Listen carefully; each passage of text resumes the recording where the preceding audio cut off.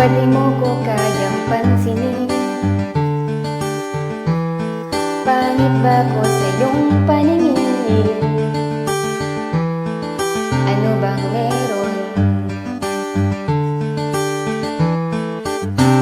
Natatakot ka ba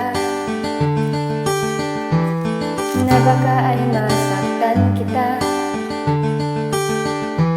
Pero sinta, huwag kang mag-alala, hindi naman ako tulad ng iba.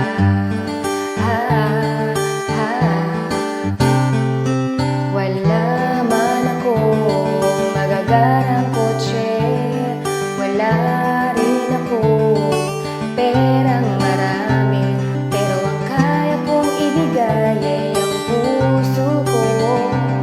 Kaya sana naman ako'y pagbigyan mo na sana ako. Hindi naman ako tulad ng inaakala mo. Di naman ako gwapo, wala ring auto, at ang kaya ibigay lang ay ang puso ko. Kaya wag mo na sana akong itaboy, kasi di naman ako fuckboy. Di naman ako fuckboy.